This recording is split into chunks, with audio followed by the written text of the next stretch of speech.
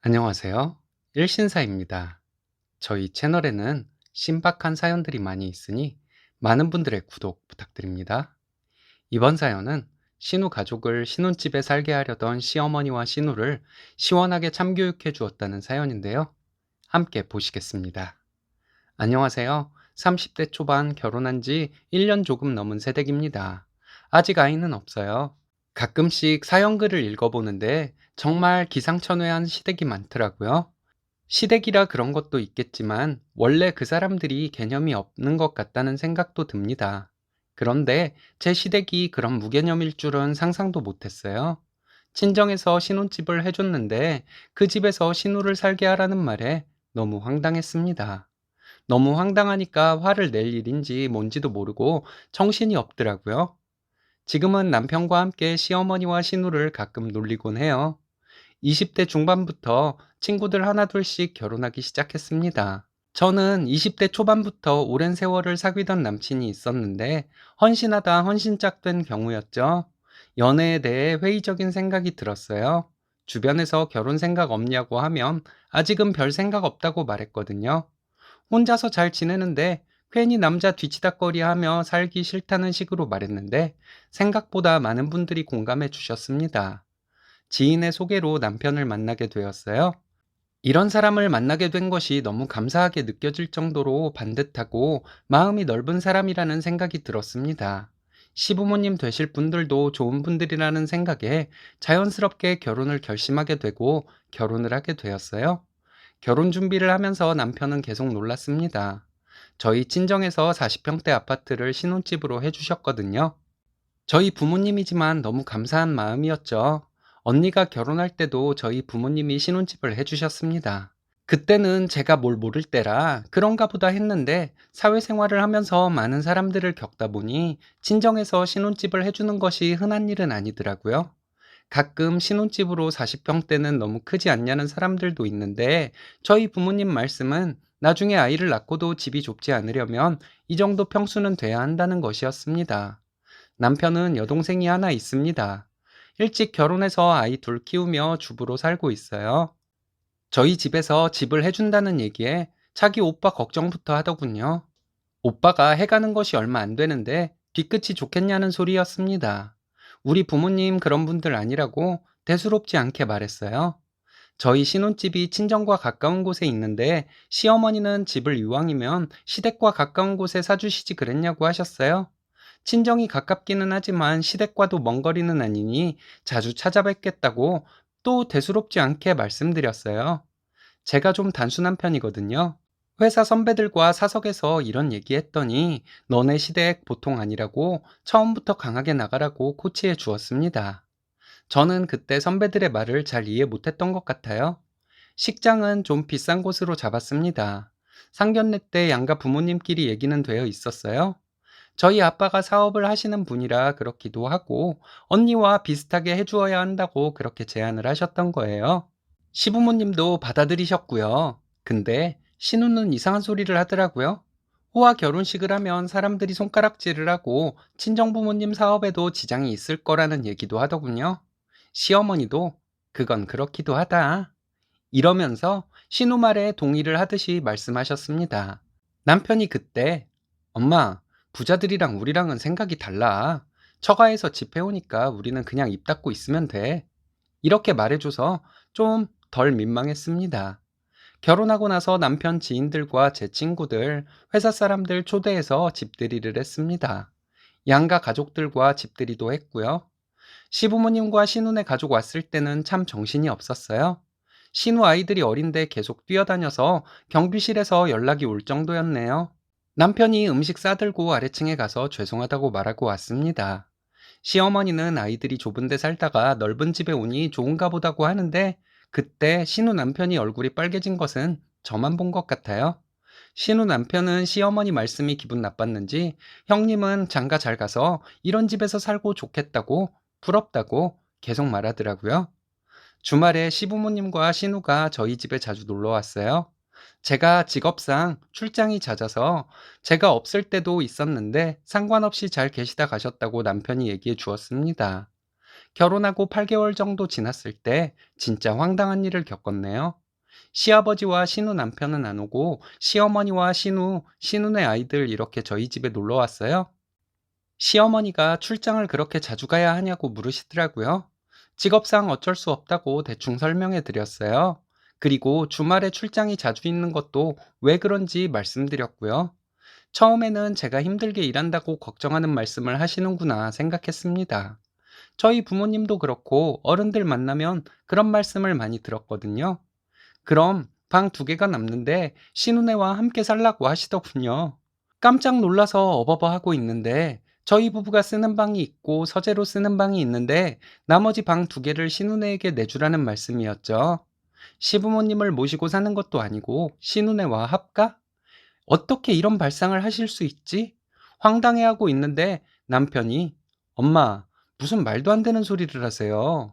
얘네도 불편하고 우리도 불편하지. 했더니 신우는 아니야, 오빠. 우린 괜찮을 것 같은데? 이러더라고요. 제가 출장이 잦아서 집에 없는 경우가 많으니 신우와 함께 살면서 신우가 살림도 봐주면 서로 좋지 않겠냐고 하시는데 너무 말도 안 되는 말씀이라 뭐라 대꾸해야 할지도 모르겠더라고요. 아이들이 한참 뛰어다닐 때인데 시국이 이래서 키즈카페 같은 것도 못 가고 하니 이렇게 넓은 집에서 살면 얼마나 좋겠냐고 하시면서 서로 좋을 것이라고 하셨습니다. 아무리 제가 단순해도 시어머니와 신우가 미리 말을 맞추고 온 것은 알겠더라고요. 남편이 혼자 시어머니와 신우를 상대하고 있는데 재밌게 지켜보고 있었어요. 제가 시어머니와 신우에게 말했어요. 친정부모님이 신우네랑 함께 살라고 이 집 해준 것이 아니라고요. 우리 나중에 아이 낳고도 좁지 않게 살라고 해준 집이라고요. 남편 착하고 성실한 거 하나 보고 결혼했는데 남편까지 싫어지려고 한다 했더니 남편이 이거 보라고 우리 집이 이렇게 무식한 것을 알면 처가에서 뭐라 하겠냐고 했습니다. 시어머니는 이게 뭐가 무식한 것이냐고 가족끼리 어울려 사는 것은 보기 좋은 것이지 이러시는데 웃겨서 제가 빵 터져버렸네요. 시어머니가 너는 뭐가 재밌어서 웃냐고 하더라고요. 말도 안 되는 것으로 우기는 시어머니에게 쩔쩔매는 착한 남편이 귀여워서 웃었다고 말했습니다. 그냥 내쫓아버리면 될 일인데 이런 걸 따지고 있는 걸 보면 제가 참 착한 사람과 결혼한 것 같다고 말했죠. 남편은 아, 그럼 되는 거네. 이러더니 시어머니와 신우에게 쓸데없는 소리 하지 말고 가시라고 했습니다. 그리고 여기 오면 욕심 못 버리니까 다시는 우리 집에 오지도 말라고 했고요. 시어머니와 신우를 등 떠밀어서 내쫓고 남편이 저에게 망신스러워서 못 살겠다고 사과를 했습니다. 그리고 바로 아버님과 신우 남편에게 전화해서 그날 있었던 일 전부 얘기했고요. 나중에 들은 바로는 시어머니, 시아버지한테 며칠 동안 엄청 혼났대요. 신우는 신우 남편한테 쫓겨났다고 합니다. 남편한테 쫓겨나서 시댁에 갔는데 시아버지께서 당장 돌아가라고 몽둥이 들고 소리 지르셔서 한참 밖에서 돌아다니다가 집에 들어갔대요. 그 후로 시댁 식구들은 저희 집에 안 와요. 저희가 시댁에 가끔 가는데 가면 참 재밌어요. 제가 시어머니와 신우에게 우리 집에 요즘은 왜 안 놀러 오냐고 하거든요. 아버님 계실 때만요. 시어머니랑 신우는 대답도 못하고 어쩔 줄 몰라 해요. 한 번은 남편이 그러다가 얘네 우리 집에서 또 산다고 하면 어쩌려고 그래? 하는데 제가 설마 그런 말도 안 되는 소리를 2번 하겠어? 그쵸, 어머니? 이랬습니다. 신우가 저에게 전화로 한 번 얘기하더라고요. 언니, 이제 그런 얘기 안 하면 안 돼요? 무슨 얘기요? 집에서 같이 산다고 했던 얘기요. 무슨 얘긴지 들어봤더니 그런 얘기 들을 때마다 집에 가면 신우 남편이 신우에게 너 때문에 망신스러워서 못 살겠다고 엄청 뭐라고 한대요. 몰랐어요, 아가씨. 우린 그냥 전처럼 편하게 놀러 오라고 한 건데 아가씨 남편 입장에서는 망신도 그런 망신이 없겠네요, 정말. 하고 쿨하게 대답해 주었습니다. 회사 선배 언니가 그러더라고요. 너네 시댁 남자들이 정상이라 다행이라고요. 그게 당연한 것 같지만 시부모가 똑같으면 정말 골치 아파진다고요. 어쨌든 시집살이는 없을 것 같으니 행복한 줄 알라고 말해주더라고요. 남편에게 신우와 통화한 내용 얘기했더니 남편은 누가 그딴 소리 하래? 이러더라고요. 그래도 우리는 재미로 놀리는 거지만 우리 없을 때 신우가 남편에게 시달린다니까 그만하는 것이 좋겠다고 했어요. 우리가 몰라서 그렇지 어머님도 아버님한테 혼나지 않겠냐고 했고요. 그랬더니 남편이 근데 재밌잖아. 좀만 더 하자. 이렇게 말하는데 그 표정이 너무 귀여워서 남편 볼을 꼬집었네요. 남편도 물론이고 시아버지와 시매부가 좋은 분들이라 다행이네요. 쓰니님도 잘 대처하셨습니다. 두 분은 부창부수하며 잘 사실 것 같네요. 이번 사연은 시댁 재산 노리고 들어온 불륜녀 출신 동서를 알몸으로 내쫓았다는 사연인데요. 참 무서운 사람 맞네요. 함께 보시겠습니다. 안녕하세요. 동서가 너무 꼴보기 싫어서 내쫓아 버렸습니다. 이렇게 말하니까 제가 정말 나쁜 여자 같죠? 여러분들이 어떻게 평가하실지는 모르겠지만 한번 이야기를 풀어볼게요. 저는 40 조금 안 된 여자입니다. 남편과 맞벌이 중이고 아이 하나 있어요. 남편은 장남이고 남동생 하나 있고요. 시부모님은 큰 부자는 아니어도 동네 부자 정도 되십니다. 좋은 분들이기는 한데 제가 보기에는 너무 좋게만 넘기는 분들이라 이런 탈이 생겼던 것 같아요. 시동생은 저희와 1년 차이로 결혼을 했습니다. 아이는 없었고요. 민감한 문제라서 아이가 왜 없었는지는 묻지 못했어요. 동서는 평범한 가정에서 자란 사람이었고 사랑받고 자란 티가 나는 만큼 마음이 넓었어요. 아이가 없어서 그랬는지는 모르겠지만 시동생이 바람이 났습니다. 그것도 정말 나쁜 여자랑요. 언젠가 한번 시동생이 자기와 불륜 중인 여자를 소개해 주었어요. 남편만 소개해 주려는 것을 제가 그 낯짝을 보려고 따라 나갔었죠. 선입견을 가지고 봐서 그런지 정말 못된 여자로 보였습니다. 제가 시부모님께 알리겠다고 했는데 남편은 동생이 알아서 하도록 냅두라고 하더군요. 그 불륜녀도 싫지만 남편에게도 화가 났습니다. 그때 남편 말을 들은 것이 후회가 됩니다. 그 여자는 시동생이 유부남인 것을 알면서 만났어요. 시동생을 이혼시키려고 했나 봐요. 그런데 시동생이 이혼을 망설이고 있으니까 임신을 하더라고요. 임신 소식이 시부모님께 들어갔고 시부모님이 애를 지우라고 하셨습니다. 이게 무슨 경우냐고 하시면서요. 그 불륜녀는 애를 안 지우려고 버티다가 시부모님이 시동생을 집안에 발도 못 들이게 하겠다고 하셨는데 그 말 듣고 지웠다고 하더군요. 시부모님이 건물도 갖고 계시고 재산이 좀 있는 분들이세요. 제 생각으로는 그 재산을 노리고 임신을 했으니 그 여자는 시부모님 말씀을 들은 것이겠죠. 나중에 그 재산 모두 자기 것으로 만들고 나면 시부모님의 말씀에 코웃음이나 쳤겠지만요. 결국에 시동생은 동서와 이혼했고 얼마 안 돼서 그 여자와 혼인신고를 했다고 합니다. 혼인신고하기 전에 이미 그 여자는 임신 상태였고요. 시부모님의 재산 중에 일부를 남편과 시동생이 증여를 받은 것이 있는데 그 불륜녀가 관리한다는 얘기를 들었어요. 원래는 전동서가 관리하던 것이었죠. 시동생은 직업상 바빠서 그런 것에 신경 쓸 시간이 없는 사람이기는 해요. 제가 남편에게 그랬죠. 시부모님 재산 노리고 들어온 여자인데 재산 관리를 맡기면 되겠냐고요? 시부모님은 그 여자를 여우 같은 년이라고 하시더니 나중에 애 가졌다는 말에 받아들이시더라고요. 근데 저는 그 여자가 너무 꼴보기 싫어서 미치겠더군요.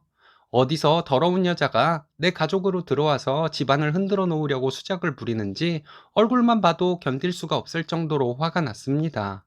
전동서와 그렇게 친했던 것은 아니지만 잘 지냈기 때문에 더 화가 났던 것 같아요. 나이도 30대 초반이라고 들었는데 무슨 돈에 눈이 멀어서 유부남을 꼬셨는지 이해도 안 갔고요. 한참 열심히 살 나이에 그런 생각을 어떻게 할 수가 있는지도 정말 이해가 가지 않았습니다. 임신으로 전 동서 내쫓고 자기가 그 자리 차지하려고 덤벼든 것이 저는 뻔히 눈에 보였거든요. 임신한 상태로 명절에 시댁에 왔더라고요. 당장 나가라고 소리 질러버리고 싶었지만 시부모님도 별 말씀 안 하시는 상황에서 제가 그만한 배짱은 없었나 봐요. 투명인간 취급한 게 다였네요.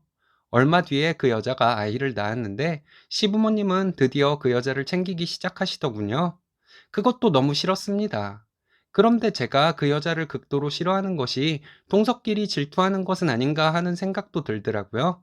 그래서 싫다는 표현도 마음껏 하지 못했네요. 이유 없이 동서를 싫어하는 질투쟁이 밑동서라고 보일까 봐요. 남편은 그 여자를 재수 씨라고 하는데 저는 그 말도 정말 듣기 싫었어요. 남편 앞에서 저는 그 불륜녀를 그 여자라고 했죠.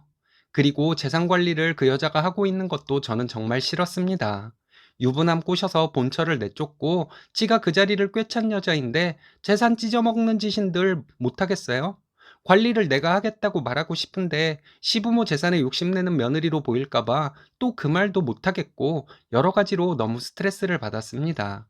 시부모님과 얘기 중에 조심스럽게 얘기를 꺼내봤어요. 그 재산 관리하는 것을 제가 하겠다고요. 의외로 아버님은 당장 그렇게 하라고 하시더군요. 제가 보기에는 아버님도 그 여자가 재산 관리를 하는 것이 의심도 가고 해서 탐탁치 않았던 것 같습니다. 그래서 남편이 시동생네 집에 가서 통장과 서류들을 받아왔어요. 그 뒤로 시동생과 그 여자 사이에 난리가 났다고 하네요. 그 여자가 시동생에게 하루 종일 바가지를 긁었다고 해요. 자기를 못 믿어서 이러는 거냐면서요. 근데 당연히 못 믿죠. 불륜녀 출신인데. 재산 관리를 제가 하기 시작하고 얼마 안 지나서 동서라고 부르고 싶지도 않은 그 불륜녀가 저에게 처음으로 전화를 했더라고요. 처음에는 어려운 점이 있으면 본인에게 물어보라고 하더니 재산 관리를 제가 하게 된 경위를 치조하더군요. 그럼 그렇지 하는 생각에 제 생각이라고 말했습니다. 뭐가 못 믿어서 그랬냐고 하는데 당연하지 않겠냐고 했어요. 그쪽이 불륜녀 출신이잖아요. 삼촌을 죽도록 사랑해서 어쩔 수 없는 일이었다면 이런 일이랑 상관없이 그냥 삼촌이랑 잘 살면 되는 거 아닌가요? 라고 했더니 지금 말 다 했냐고 소리를 지르더군요. 할 말이 아직 많지만 나중에 하겠다고 했어요. 지금 다 해보라고 하길래 재산 노리고 들어온 주제에 바라는 것도 많다고 했더니 알아듣지도 못할 욕을 섞어가면서 소리를 지르더라고요. 더 이상 말 섞어봐야 한참 어린 여자에게 욕이나 듣고 있을 것 같아서 전화를 끊어버렸습니다. 그리고 남편에게 통화한 내용을 들려주었더니 남편은 곧바로 시댁에 가서 통화 녹음된 것을 시부모님께 들려드렸어요. 시부모님도 노발대발하시고 당장 시동생과 그 여자를 오라고 했는데 아이 핑계대면서 안 왔다고 합니다. 그리고 며칠이 지나서 시동생이 혼자 시댁에 왔대요. 와서 시부모님께 하는 말이 자기 다시 이혼해야 할 것 같다고 했답니다.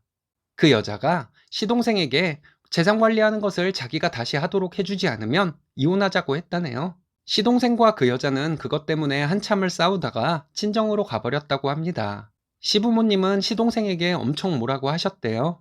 그러게 왜 멀쩡한 아내를 두고 바람을 피워서 이 사단을 일으켰냐고요? 한 달간 기다렸다가 시동생은 그 여자에게 이혼 소송을 걸었습니다. 그 여자는 억소리 나는 위자료를 요구했대요. 그리고 아이는 자기가 키울 것이고 양육비를 달라고 했답니다. 저도 자세히는 모르는데 시동생이 변호사와 얘기한 바로는 위자료는 오히려 그 여자가 줘야 한다고 했다네요. 이유 없이 가출을 한 것이 결정적인 혼인 파탄의 이유라서요. 그리고 아이 양육권도 시동생에게 올 가능성이 훨씬 크다고 했답니다. 그 여자는 능력도 재산도 없는데 시동생은 재산도 있고 직업도 있기 때문이래요. 시동생은 그 여자에게 이혼하면서 위자료 받을 만큼 다 받고 아이 양육비도 받을 것이라고 화가 나서 말하는데 본인 잘못은 모르는 것 같더군요. 얼마 전에 전동서에게 전화가 왔어요. 제가 가끔 생각나서 전화를 하고 싶었는데 처지가 처지인 만큼 전화하는 것을 망설이다가 전화를 했다고 합니다. 잘했다고 했어요.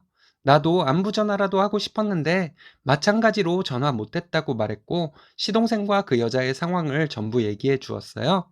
전동서가 놀라운 얘기를 하더군요. 시동생에게 얼마 전에 전화가 몇 번 왔대요. 이혼하고 전화번호를 바꿨는데 어떻게 알았는지 전화가 왔었다고 합니다. 전화를 안 받았는데 며칠 뒤에 또 전화가 오고 그랬다네요. 전동서는 웃으면서 얘기하더라고요. 그 아기 자기 보고 키워달라고 전화한 것인지도 모르겠다고요. 그 여자가 불륜에 대한 위자료도 시동생이 그 여자에게 주었다는 말까지 들으니 정말 놀랍더라고요. 그리고 전동서는 그때는 너무 충격적이어서 정신이 없었는데 다행히 위자료도 받을 만큼 받았고 마음 편히 살고 있는데 자기가 무슨 부귀영화를 누리겠다고 시동생의 전화를 받겠냐고 했습니다. 저는 잘 생각했다고 했어요. 그렇게 편안하게 살다가 정말 좋은 남자 만나면 좋겠다고 말하고 전화를 끊었습니다. 시동생도 정말 웃기지만 시부모님도 좀 아니라는 생각이 들어요. 처음에 시동생이 사고를 치기 시작했을 때 더 강하게 대처를 했어야지 이제 와서 시동생이 백여시 같은 것한테 당했다고 말씀을 하시니 말이죠. 남편도 그런 비슷한 말을 하길래 사실을 똑바로 알라고 제가 엄청 뭐라고 했거든요. 그 뒤로 남편은 시부모님 앞에서 절대 시동생 편에 서서 말하지 않았습니다. 그놈이 정상적인 놈이면 그런 여자에게 걸려서 일이 이렇게 됐겠냐고 시부모님께 말씀드리곤 했거든요. 시동생이 순진했다고 하기에는 너무 나이가 많아요. 그때 30대 중반인데 어떻게 그렇게 남탓만 하고 있는지 한심합니다.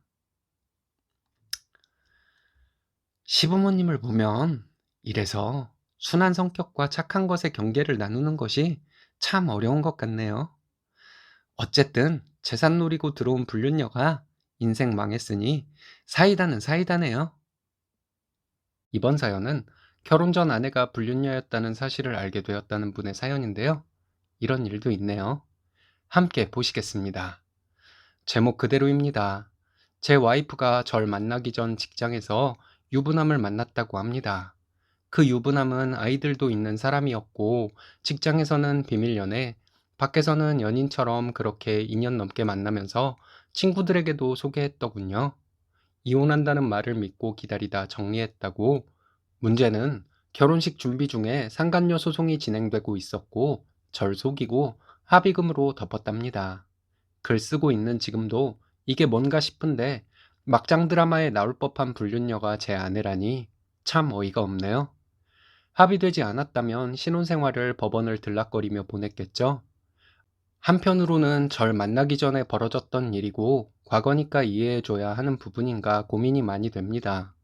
아직 와이프는 제가 이 사실을 모른다고 생각하고 있을 겁니다. 이걸 전 어떻게 받아들여야 할까요? 어디 말할 수도 없는 일이라 올려봅니다. 댓글을 모두 읽고 추각을 남깁니다. 부정적인 답변이 달릴 거란 생각은 했지만 많은 사람들의 생각을 직접 보니 혼란스럽네요. 먼저 그 유부남은 절 만나기 전 모두 정리한 사람입니다. 정리되고 한 2년 정도 시간이 흐른 뒤에 소송이 들어온 것 같고 왜 2년이나 흐른 뒤인 줄은 모르겠지만 합의된 날짜를 보니 결혼식 며칠 전이더군요. 그리고 알게 된 계기는 모르는 사람으로부터 아내의 과거에 대해 할 얘기가 있다는 연락을 받았고 대화 중 아이를 재우고 있어서 통화는 어렵다.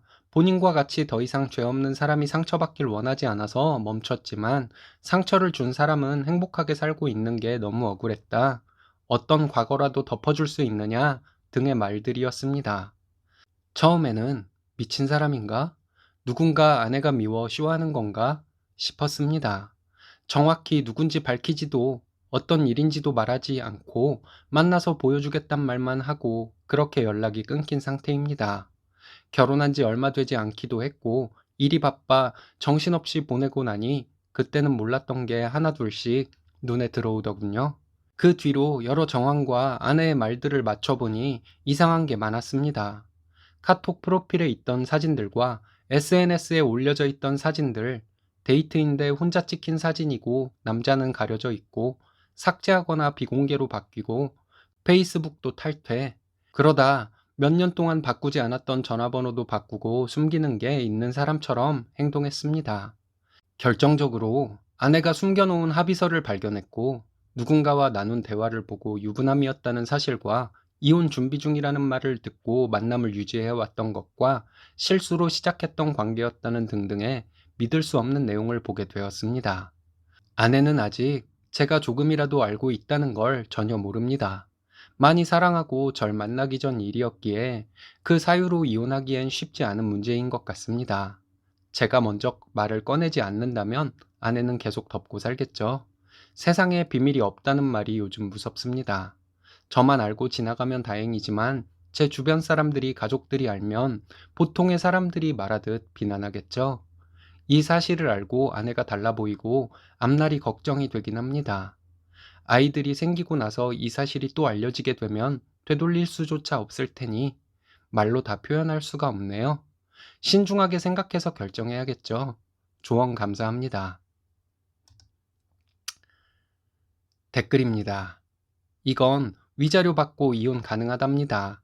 결혼 생활을 유지할 수 없는 거짓말을 한 거니까요. 결혼하기 전에 유부남 꼬시던 여자가 결혼 후 다른 남자 안 꼬실 거라 생각하는 걸 보니 정말 순진하시네요. 그냥 빨리 마음 정리하세요. 지금 얘기 들어보니 간통으로 위자료까지 낸 사람인데 평생 살면서 그 사실이 다른 데서 안 튀어나올 것 같아요? 불륜 저지르는 사람들이랑 단 한 번이라도 엮여보신 분들은 아실 거예요. 이 사람들은 일반인과 도덕적 관념의 기준이 다른 사람들입니다. 뿐만 아니라 자기 합리화 쩔고 거짓말 밥 먹듯이 하고 거기다 마치 자기네 사랑이 타이밍을 못 맞춘 세기의 사랑인 줄 착각해서 자기 연민까지 흘러넘치며 총체적 난국이에요. 저 진짜 인터넷상에서 다른 사람 일이라고 이혼하라 마라 막말하는 거 극혐하는 사람인데 도망가라고 말씀드리고 싶습니다. 하다못해 기계도 적당히 고장난 상태여야 고쳐 쓰잖아요. 기계나 사람이나 폐기물급이면 버리는 게 이득입니다. 글쎄요. 유부남과 아내분 중 잘못한 사람은 유부남이잖아요. 자기 가정이 있는 놈인데 다른 여자를 넘봤고 이혼한다길래 아내분은 그 말을 믿어준 게 다인데 그게 왜 문제가 되는지 그냥 사람 말 잘 믿은 게 큰 잘못인지 젊은 여자들 회사 생활하면 유부남들 겁나게 달라붙어요. 100이면 100 작업 멘트가 우리 부인이랑 사이 안 좋아. 곧 이혼할 건데 너랑 내가 인연인가 봐. 이딴 말로 꼬십니다. 사회생활 처음 하면서 아무것도 모르면 당할 가능성이 높죠. 그렇게 순진한 마음으로 기다렸을 겁니다. 가장 상처받을 사람은 아내분이에요. 유부남 상대로 불륜 중인 여자가 자기 연민 때문에 쓴 글. 쓰니 와이프냐? 연병 떨고 앉았네. 유부남인 거 모르고 만나서 인지한 후에 바로 헤어졌으면 인정하겠는데 지도 가정 있는 거 알게 된 후에도 이혼할 거 기다리면서 남의 가정 파탄나길 기다린 인간인데 뭔 피해자 이지랄하고 있어. 본인 남편이 다른 여자랑 바람 피우면 가서 위로해주라. 내 남편이 잘못해서 상간녀님께 피해를 입으셨다고. 지랄하네. 유부남 들러붙으면 무조건 오케이 하냐? 대다수는 미친놈 취급하고 상대도 안 합니다. 그냥 그런 년이라 유부남하고 붙어먹은 거지 뭔 두둔을 그리 하시나.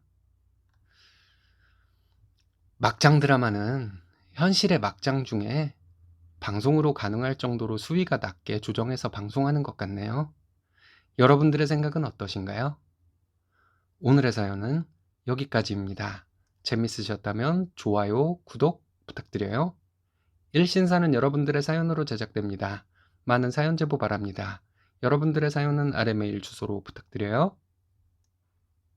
이번 사연은 부모님 사업을 본인이 물려받겠다고 광분하던 남친과 시원하게 파혼을 했다는 분의 사연인데요. 함께 보시겠습니다. 안녕하세요. 남친에게 파혼하자고 얘기한 상태입니다. 남친은 이틀간 회사로 찾아와 무릎 꿇고 그랬는데 제 마음에는 변함이 없었습니다. 얘기를 해보니 남친도 전혀 달라진 것이 없고요. 제가 잘못 생각한 것이 있으면 여러분들께서 말씀해 주셨으면 합니다. 남친과 헤어지기는 하겠지만 제가 잘못 생각한 것이 있는지 궁금해요. 남친과 저는 서울에 살고 있고 고향도 서울입니다. 저는 20대 후반이고 급여는 세후 월 350이고 준중형차 소유하고 있습니다. 18평짜리 오피스텔 전세에 살고 있고요. 제가 현재 말씀드린 것들 부모님께 한 푼도 지원받지 않고 제가 어릴 때부터 번 돈으로 이룬 것들이에요. 제 나이에 경제적으로 이 정도 이루고 사는 것에 대해 솔직히 말해서 어느 정도 자부심도 있습니다. 제가 출근을 일찍 하는 것도 있고 집 정리에 대한 기준이 엄마와 많이 달라서 일찍 독립을 했습니다. 엄마와 싸우고 독립하거나 한 것은 아니고요. 현재 다니고 있는 직장, 처음에는 1년만 하고 다른 일 찾아볼 생각이었어요.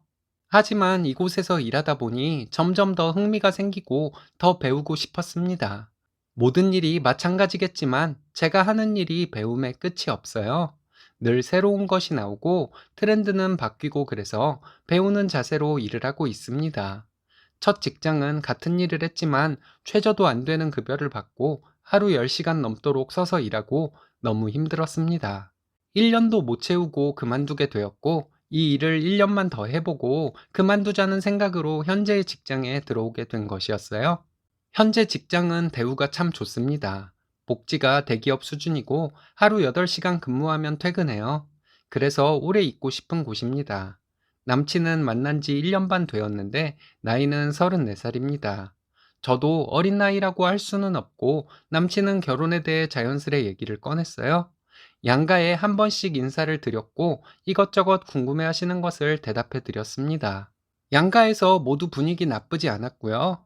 남친과 사귀면서 큰 소리 한 번 낸 적 없고 둘이 성격적으로 잘 맞는다고 생각했어요. 남친은 대기업에 다니고 있습니다. 연봉은 세후 5천 가까이 되고 수입 중형차 한 대를 가지고 있어요. 20평대 아파트 대출 끼고 사서 소유하고 있고요. 저희 아빠는 건축회사 운영하시고 엄마는 주부이십니다. 언니는 외국계 회사 다니고 있고요. 남친의 아버지는 중소기업 부대표이시고 어머니는 가정주부, 형들은 술집 운영하는 분과 회사원 이렇게 있습니다. 이런 상황에서 저는 누구 집이 더 잘 살고 남친과 저를 비교해서 누가 잘났고 하는 생각 한 번도 한 적 없었어요. 그냥 무난한 집에서 자란 남녀가 만나 결혼에 대한 얘기가 오가고 있다고 생각했죠. 한쪽이 기우는 결혼이 아니니 별탈 없는 결혼 생활을 할 수 있을 것 같았습니다. 그런데 이것은 저 혼자만의 생각이었나 봐요.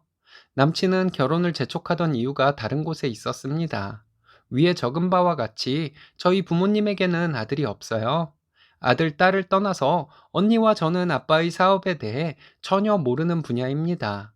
언니나 제가 아빠의 사업을 물려받아 말아먹을 바에는 전문 경영인에게 맡기자는 분위기였고 아빠도 그런 생각을 가지고 계셨습니다. 부모님은 도시에서 벗어나 시골에서 사시고 싶어 하셨고 친가가 있던 마을에 이미 집을 지어 놓은 상황이에요. 앞으로 경제 활동을 전혀 하지 않으셔도 부모님은 노후는 걱정 안 해도 되는 상황이고요. 이런 집안 분위기를 남친에게 굳이 말할 필요가 없다 생각해서 말을 안 하고 있었습니다. 얼마 전에 남친과 데이트 중에 이 얘기를 하게 되었고 부모님은 곧 전원 생활을 하게 될 것이라고 얘기했더니 그럼 회사는? 하고 묻더군요. 전문 경영인에게 맡길 예정이라고 말했더니 갑자기 입에 개거품을 물고 달려들더라고요. 생판 남을 뭘 믿고 회사를 맡기냐부터 시작해서 왜 자식이 있는데 남한테 넘기냐, 그렇게 하는 것이 아니다 라고 열변을 토하더라고요. 제가 저희 가족들의 생각을 설명해도 듣지는 않고 자기 할 말만 하다가 저에게 이렇게 생각 짧은 여자였냐고 저보고 야망도 없고 성공하고 싶은 생각도 없다고 하면서 파운 어쩌고 하더군요. 제가 좋아하는 사람 앞에서 좋아하는 티를 엄청 내고 한눈을 못 파는 스타일이에요. 사귀는 남자가 있으면 그 남자만 보이는? 현재 결혼을 진행하는 상황에서 결혼 없던 것으로 하자고 하면 제가 자기 생각에 맞춰줄 거라 생각했나 봐요. 본인 생각을 얘기하면서 소리까지 버럭버럭 지르는데 그런 모습 처음 보기도 했고 당황스러웠습니다. 그럼 아빠가 하던 일을 누가 하냐고 언니나 나나 아빠 밑에서 일을 배운 적도 없고 관심도 없는데 했더니 자기 전공이 경영 아니냐고 하는데 그 얘기를 듣는 순간 제 앞에서 남친이 처음으로 소리를 지른 이유가 자기 회사라고 생각했던 아빠의 회사가 남의 손에 넘어가서 이런 생각이 들었어요. 연봉도 높은 대기업에 다니면서 왜 그런 생각을 하냐고 물었더니 남자는 야망을 가져야 한다며 평생 월급쟁이로는 희망이 없다고 사업을 해야 한다고 말했습니다. 그럼 본인의 분야를 살려서 사업을 하라고 말했더니 저희 아버지 회사가 규모가 큰 편이라 자기가 경영을 맡아서 하면 되지 않냐고 말하는데 그럴 일은 없을 것이라고 딱 잘라 말했습니다. 처음 본 모습에 당황스럽기도 하고 그동안 남친이 이런 생각으로 나를 만나면서 아닌 척을 하고 있었는지 실망스러운 마음도 있었어요. 남친에게 이런 모습 낯설다. 그동안 나한테 말 안 하고 혼자 그런 상상하고 있었냐 했더니 남친도 당황해서 앞뒤 안 맞는 헛소리를 하더군요. 그동안 내가 알던 남친과 너무 다르다고 얘기하고 생각 좀 해보자고 한 다음에 집에 왔어요. 저는 정말로 남친에게 뭐 바란 적 없어요. 결혼하면 남친 아파트 내 거구나. 결혼하면 남친 차는 내 거구나. 이런 생각을 제가 한 것이랑 남친이 아빠 사업에 대해 얘기한 것이랑 뭐가 다른지 모르겠더라고요. 얘랑 결혼하면 얘네 아빠 회사는 내 거가 되겠구나. 남친이 이런 생각을 가지고 있었다는 생각이 들었습니다. 제 생각이 짧아서 이런 생각을 한 것인지는 모르겠지만요. 저는 남친과 저 둘 다 적게 벌지 않고 차이가 나는 것도 없으니 무난하게 결혼을 하게 될 줄 알았는데 그날 남친과의 대화로 아닌 것 같다는 생각이 들었습니다. 상견례를 하기 전에 접는 것이 좋을 것이라고 생각했고요. 그래서 남친에게 헤어지자 통보했는데 남친은 연달아 이틀 동안 직장으로 찾아와서 무릎을 꿇고 있더라고요. 사람들 보는 눈도 있고 해서 이틀째 되는 날 얘기하자고 조용한 카페로 가서 얘기를 했습니다. 너무 황당한 게 무릎 꿇은 것은 꿇은 것이고 남친 생각에는 변함이 없더군요. 왜 아빠의 사업체를 남에게 맡기는지 이해를 못하고 자기를 못 믿는 것이냐며 서운하게 생각하고, 저는 남친이 이렇게 논리정연하게 말을 잘하는 사람인 줄 그날 처음 알았어요.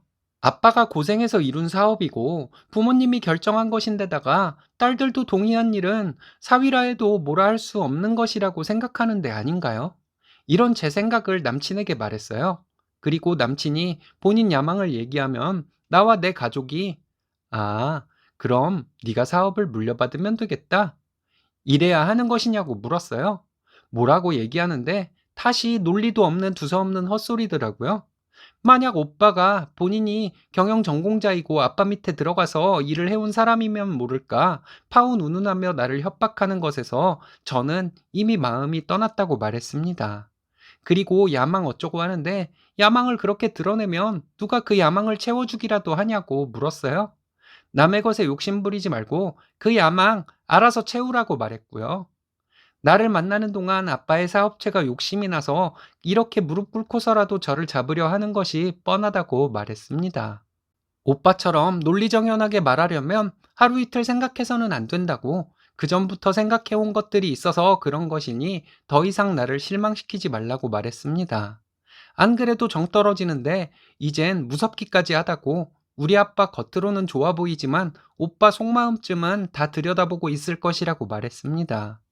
사귀던 사람 중에 우리 집 사업에 욕심을 내는 사람은 처음이라고 정말 어이없다고 말했습니다. 지금도 이런데 나중에 결혼하면 아주 대놓고 거지 같은 짓을 할 모양새이니 더 이상 같은 곳에 있는 것조차도 너무 소름 끼치게 싫다고 말하고 나왔어요. 저희 부모님이 원하셔서 남친과 결혼하면 남친에게 사업을 물려주겠다고 한 것이라면 무난하게 잘 흘러갔겠죠. 그런데 남친이 경영학을 전공하기는 했지만 지금 마케팅 부서에서 일하고 있는 회사원인데 뜬금없이 아빠의 사업을 물려받는다고요? 제가 남친의 말을 너무 부정적으로 생각하고 있는 것인지 너무 예민하게 구는 것인지 조언을 듣고 싶습니다. 단순하게 그냥 헤어져라 이런 말씀 마시고 구체적으로 말씀해 주셨으면 해요. 남친 전화를 안 받으니 계속 톡으로 다시 생각해 달라고 하는데 저는 이미 마음은 굳혔어요. 하지만 제가 잘못된 생각으로 남친에게 심한 말을 한 것이 있다면 사과는 하고 정리할 생각입니다. 착하시네요. 잘못한 것 없는 것 같은데요. 예비 처가에 대놓고 한 푼 줍쇼 하는 거지 새끼 잘 버리신 것 같습니다. 여러분들의 생각은 어떤가요? 이번 사연은 진상 엄마의 진상 학원생을 잘라버리고 학원생이 오히려 늘었다는 사이다 사연인데요. 진상 엄마가 다시 돌아오겠다길래 가볍게 거절했다네요. 함께 보시겠습니다. 안녕하세요. 경기도에서 학원을 운영하고 있습니다. 나이는 20대 후반이고요.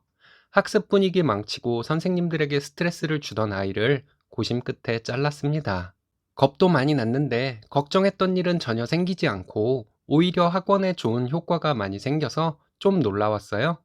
저는 대학 때부터 보습학원 입시학원에서 보조 강사 알바를 했어요. 아이들과 함께하는 시간이 즐겁고 선생님이라는 직업이 참 매력있게 느껴졌습니다. 알바를 다녔던 학원 원장님들이 좋은 분들이었던 것이 한몫했겠죠.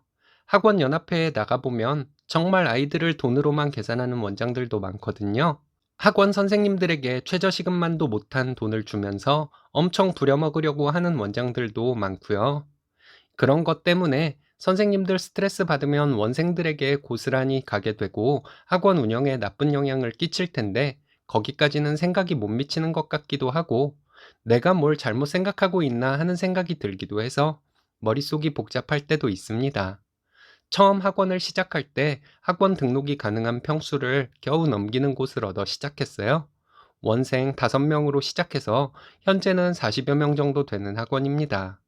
내신 관리를 해주고 성적 향상을 위해 다니는 곳이 학원이죠.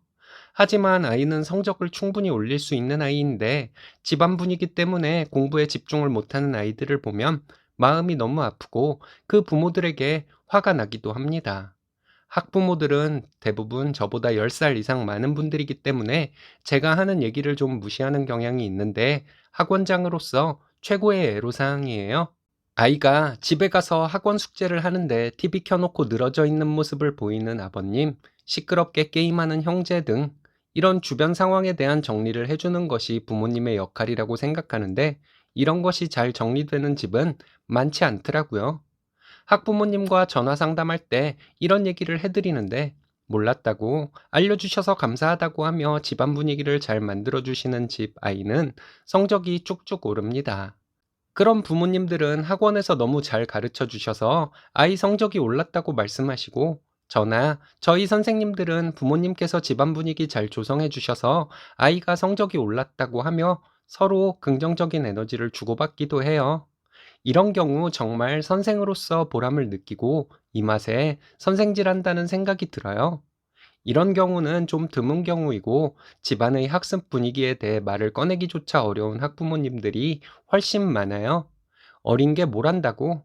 결혼도 안 해봤으면서 네가 뭘 알아? 하는 식으로 생각하는 부모님들에게는 말조차 못 꺼내요. 부모님의 이혼, 재혼가정, 주폭아빠, 아이에게 나쁜 영향을 주는 엄마의 생활 습관 등으로 저에게 상담을 해오는 친구들을 접할 때면 너무 가슴이 아픕니다. 제가 겪어보지 못한 일이기 때문에 아이들에게 조언을 해줄 수 없어서 답답하기만 해요. 아이들에게 미안합니다. 아이들에게 나는 금실 좋은 부모님 밑에서 평범하게 자라서 네 상황을 잘 이해하지 못한다. 그래서 미안하다는 말밖에 못하겠다 하면서 아이들이 하는 말을 들어주는 것밖에는 해줄 것이 없습니다. 이럴 때 마음이 많이 아프죠. 학원에서 선생님들과 회의를 할 때면 누구 어머니 때문에 힘들다, 누구 어머니가 얼토당토 않은 요구를 한다 등등의 얘기도 많이 합니다. 선생님들이 아이들을 떠받들어 주기를 원하는 어머니들이 가끔 있죠. 그런데 반전은 그런 어머니들은 오히려 아이들을 떠받들지 않는다는 거예요. 아이들보다 본인이 더 우선인 어머니일수록 선생님들이 자기 아이를 떠받들어 주기를 바라더라고요. 저희 학원 분위기는 항상 즐겁습니다. 선생님들도 그날의 학습량만 채우면 아이들과 이런저런 얘기도 하고 떡볶이도 사다 먹고 그래요. 아이들 먹이는 것에 대한 비용은 제가 선생님들에게 추후에 정산해 드립니다. 이런 학원 분위기에 대해 좋아하는 어머니들도 있고 싫어하는 어머니들도 있어요. 학원에서는 아이 공부만 시키라고 하는데 그런 어머니들의 자녀들은 오히려 학원에서 내주는 숙제를 안 해와서 남아서 숙제하고 가는 친구들이 많습니다. 학원 숙제를 안 해온다고 아무리 말을 해도 그 어머니들 반응은 시큰둥하죠. 그러면서 성적이 잘 안 나오면 학원에 엄청 항의를 해요. 학원에서 수업 듣고 문제 조금 다뤄보는 것 외에 혼자 앉아서 공부를 하는 것이 학원 숙제라고 설명드리고 학원 숙제를 안 해온다고 예전부터 말씀드리지 않았냐고 해도 말이 통하지 않더라고요. 그냥 내가 학원비 냈으니까 잔말 말고 내 마음에 드는 성적을 받게 만들어 놔. 이걸 원하는 것 같아요. 지난 여름에 학원생 한 명이 학원을 그만두었습니다. 수업을 방해하고 선생님들에게 버릇없게 구는 것이 주특기인 친구였어요. 숙제는 전혀 해온 적이 없었고요. 어머니에게 전화로 상황 설명을 해드려도 본인 아이 감싸기만 했죠. 학원 선생님들이 말을 걸어도 내킬 때만 대답을 하는 친구였습니다. 그 어머니는 거의 매일 전화를 해서 저에게 불만을 얘기했어요. 수업 시간에 선생님이 수업 안 하고 딴 얘기했다. 떡볶이 같은 불량식품을 왜 사 먹이냐? 아이와 개인적인 얘기는 왜 하냐? 등등. 이런 것 외에 정말 사소한 것도 그 어머니는 화를 낼 만한 일이었습니다. 그 어머니가 이 동네 마당발이라는 소문이 있어서 고민만 깊어지더라고요. 그 아이 때문에 선생님들의 불평이 많아지고 이러지도 저러지도 못하는 상황이었어요. 그러다가 그 아이가 선생님이 수업 시간에 조용히 하라는 말에 씨발이라는 말을 했다고 선생님이 그 아이를 저에게 보냈습니다. 물어보니 자기가 그렇게 말했다고 당당하게 말하더라고요. 왜 그랬냐고 물어봤더니 선생님이 자기 말을 씹었기 때문이라고 하길래 자세히 알아보니 선생님이 수업을 하는데 그 아이가 계속 쓸데없는 질문을 했다고 합니다. 선생님은 수업을 해야 하니 그런 얘기는 쉬는 시간에 하자고 하고 수업을 진행하는데 계속 질문을 하다가 선생님이 들어주지 않으니 그런 말을 했다는 것이었죠. 너무 화가 나더라고요. 바로 그 어머니에게 전화를 해서 아이가 이런 행동을 했다고 말했더니 그러게 선생님이 왜 아이 말을 안 들어주냐고 선생님이 잘못한 것처럼 말하는 것이었어요. 수업 시간에 수업을 방해하는 쓸데없는 질문을 계속하는데 선생님은 그럴 수밖에 없지 않냐고 했더니 선생님은 아이의 말을 들어줄 줄 알아야 한다는 억지를 부리더군요. 더 이상 이 아이 못 가르치겠다고 했습니다. 이달 원비 날짜 계산해서 입금해 드릴 테니 내일부터 우리 학원 보내지 말라고 했어요.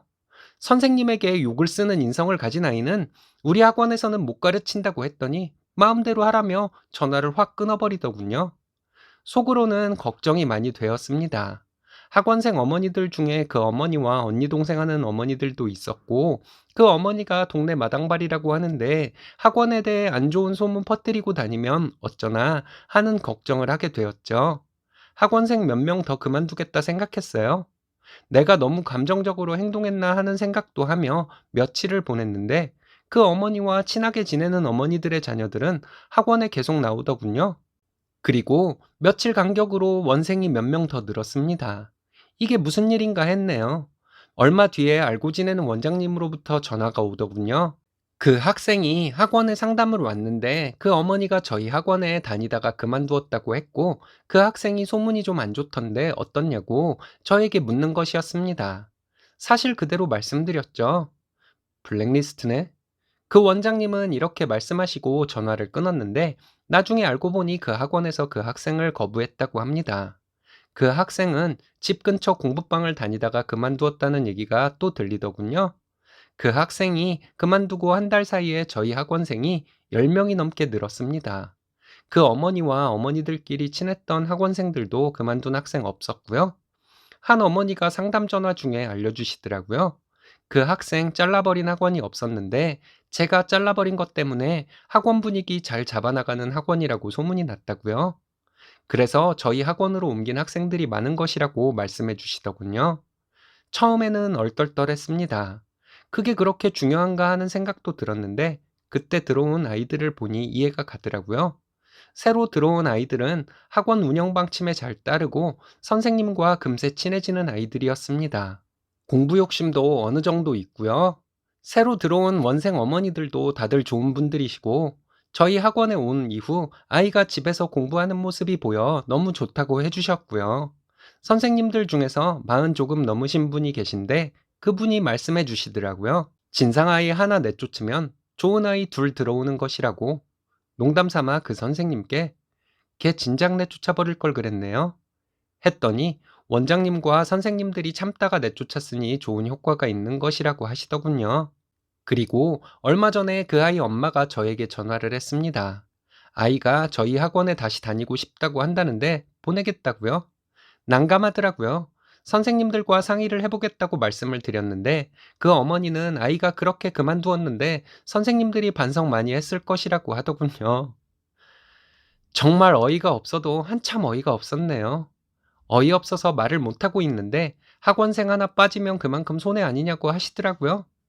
본인과 친한 엄마들도 다른 학원으로 옮길 수도 있는 것이고, 그래서 그 아이 그만두고 다른 아이들은 다들 학원 잘 다니고 있다고 말했습니다. 학원 분위기가 더 좋아지고 원생도 10명 이상 늘었다고 말했죠. 학급별로 아이들이 다 차서 대기 중인 학생들이 몇 있는데 클래스를 하나 더 늘릴 만큼 대기자 인원수가 되면 그때 보내시라고 했어요. 어머니, 아이 잘라버렸더니 학원생 수가 확 늘던데요. 절대 저희 학원에 보낼 생각 마세요. 이렇게 말하지 못한 것이 지금도 아쉽네요. 이번 일로 참 많은 것을 배웠네요. 아직 머릿속이 완전히 정리가 되지는 않았지만요. 아이들과 울고 웃으며 즐겁게 생활하는 것이 참 좋습니다. 천직이라 생각하고 즐겁게 일하려고요. 그 엄마, 원장님 어리다고 무시하다 꼴 좋게 됐네요.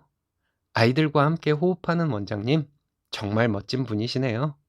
얼마 안 돼서 초대형 학원이 될 것 같습니다. 화이팅 하세요.